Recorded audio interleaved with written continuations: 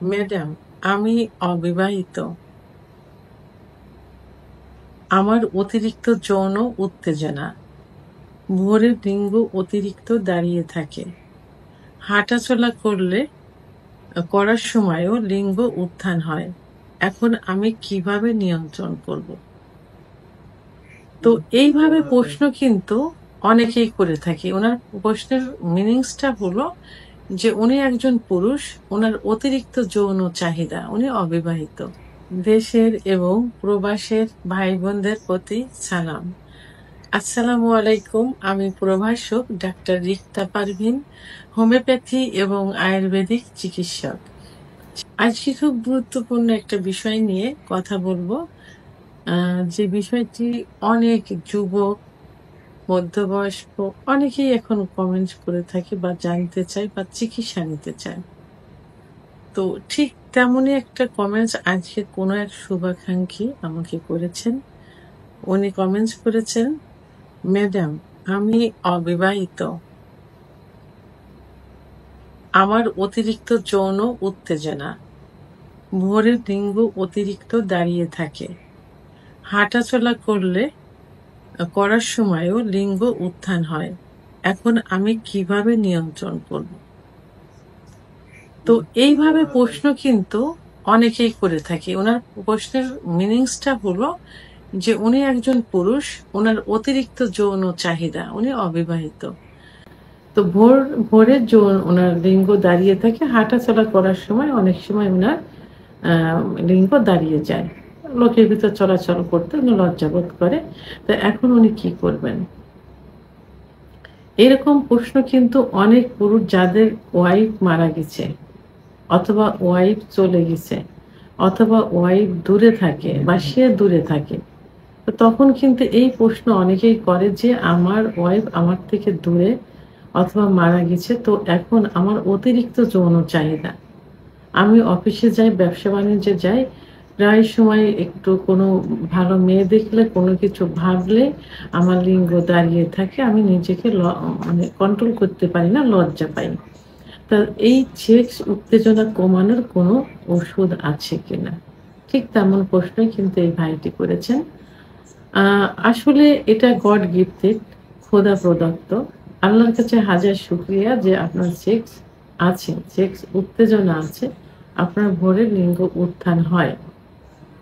তো অনেকেই কিন্তু, অধিকাংশ পুরুষে কিন্তু এই সেক্সটা বাড়ানোর জন্য কিন্তু চিকিৎসা নিতে চায়, বা উত্থানজনিত সমস্যায় যারা ভুগছে, ইরেকটাইল ডিসফাংশন, যাদের লিঙ্গ উত্থান হচ্ছে না, তারা চিকিৎসার জন্যই কিন্তু আসে। দেশের বাইরে অনেক জায়গায় চিকিৎসা নিয়ে থাকে। আর আল্লাহ তাআলা আপনাকে এটা দিয়েছেন, এটা কখনোই কমানোর চিন্তা ভাবনা করা যাবে না। এতে কি হবে? হিতে বিপরীত হবে। আপনি দেখা গেল যে এটা আপনি চিকিৎসা নিলেন, চিকিৎসা নিয়ে এটা কমালেন, পরবর্তীতে আপনার এটা আর ঠিক হলো না। তখন হাজার চেষ্টা করেও কিন্তু আপনি এটা আর ফিরে পাবেন না। তখন আপনার যৌন লাইফটাই কিন্তু পুরা শেষ হয়ে গেল। আপনি যে পুরুষ, এই পুরুষত্ব আপনার ভিতর তখন থাকবে না। তো এইটার জন্য আপনার যে অতিরিক্ত, এর জন্য আপনি কিছু নিয়ম ফলো করুন। সেই নিয়মগুলো ফলো করলে এটা ঠিক হয়ে যাবে বা ঠিক থাকবে।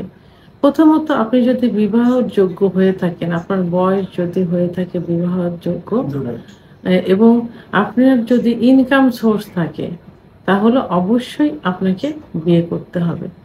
যার ওয়াইফ মারা গেছে এবং যার ওয়াইফ ডিভোর্স হয়ে গেছে, আপনারা আপনাদের পছন্দ মতো সামর্থ্য অনুযায়ী, যদি সামর্থ্য থাকে, তাহলে আপনারা বিয়ে করে ফেলেন। ইসলামিক শরিয়াত অনুযায়ী, অন্য ধর্মে যারা আছেন তাদের শরিয়াত অনুযায়ী আপনারা বিবাহ বন্ধনে আবদ্ধ হয়ে যান।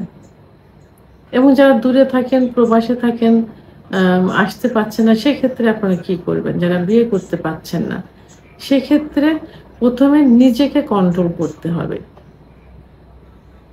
অর্থাৎ এই সেক্সুয়াল চিন্তা ভাবনা থেকে আপনাদেরকে দূরে থাকতে হবে। সেক্সুয়াল চিন্তা ভাবনা করা যাবে না। ইউজুয়ালি স্বাভাবিক জীবনযাপন করতে হবে। মানে সেক্স উত্তেজনা আসে এইরকম কথাবার্তা, পর্নোগ্রাফি দেখা, মেয়েদের দিকে সেই দৃষ্টিতে তাকানো, এগুলো বন্ধ করতে হবে। এগুলো বন্ধ করেন, দেখবেন আপনার ভিতরে এই সমস্যাটা হবে না।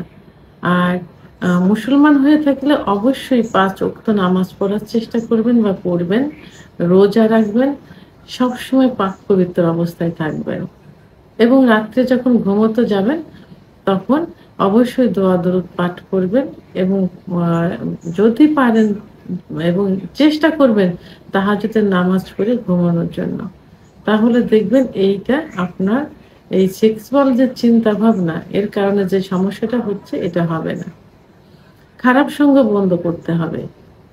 এমন বন্ধু বান্ধবের সঙ্গে চলাফেরা করা যাবে না যে যাদের সঙ্গে চলাফেরা করলে এই জাতীয় কথাবার্তা অতিরিক্ত হয়ে থাকে, এই জাতীয় গল্প হয় এবং এই জাতীয় ভিডিও দেখা হয়। সেই সঙ্গ ত্যাগ করতে হবে, ভালো সঙ্গ নিতে হবে, ভালো পরিবেশে থাকতে হবে। আপনার ড্রেস আপের দিকে খেয়াল রাখতে হবে। এমন কোনো ড্রেস আপ করা যাবে না যে নিজেকে ইয়াং ইয়াং মনে হচ্ছে, নিজেকে স্মার্ট মনে হচ্ছে, নিজেকে অনেক সুন্দর মনে হচ্ছে, বিলাসিতা মনে হচ্ছে, এরকম ড্রেস আপ থেকে দূরে থাকতে হবে। সর্বোপরি কি করতে হবে, যে আপনি যে কাজ করেন, আপনি যদি পড়াশুনো করেন, আপনি যদি ব্যবসা বাণিজ্য করেন, চাকরি করেন, সেই দিকে আপনাকে খেয়াল দিতে হবে সব থেকে বেশি, সেটাকে প্রাধান্য দিতে হবে। পড়াশোনার দিকে মনোযোগী হতে হবে, ব্যবসা বাণিজ্য চাকরির দিকে খেয়াল দিতে হবে। এবং যাদের বাচ্চা কাচ্চা আছেন তারা বাচ্চা কাচ্চার দিকে খেয়াল রাখবেন। যখনই বাসায় আসবেন বাকি সময়টা বাচ্চা কাচ্চার সঙ্গে সঙ্গ দিবেন। যখনই একটু ফ্রি হবেন বাচ্চা কাচ্চার ফোনে যোগাযোগ করার চেষ্টা করবেন, তাদের খোঁজ খবর নেবেন। এগুলো ফলো করলেই কিন্তু অনেকটা ঠিক হয়ে যাবে। তারপরে আপনার কিছু খাবার আছে যে খাবারগুলো খেলে আপনার সেক্স উত্তেজনা অতিরিক্ত বৃদ্ধি পাবে, যেমন মশলা জাতীয় খাবার। অতিরিক্ত মশলা জাতীয় খাবার খাওয়া যাবে না এবং অতিরিক্ত বেশি পরিমাণ দুধ, ডিম, পরিমিত পরিমাণ, যেটা সকালে একটা দুধ, 1 গ্লাস দুধ খেলেন, রাত্রে খেলেন, ডিম খেলেন একটা করে, কলা খেলেন, এইভাবে যেটা আপনার প্রয়োজনের অতিরিক্ত খাওয়া যাবে না এবং অতিরিক্ত মশলা জাতীয় খাবার খেয়ে রাত্রে ঘুমানো যাবে না। তো এইগুলো যদি মেনটেন করে চলেন তাহলে কিন্তু এই যে সমস্যাটা আপনাদের হচ্ছে, যে এই সমস্যাটা থেকে আপনি দূরে থাকতে পারবেন। সর্বোপরি আপনাদের ইসলামিক শরিয়ত অনুযায়ী চলার চেষ্টা করতে হবে এবং যারা অন্য ধর্মের আছে তারা নিজ নিজ ধর্মের রীতিনীতিগুলো পালন করতে হবে। তাহলে আপনারা এই সমস্যা থেকে দূরে থাকতে পারবেন।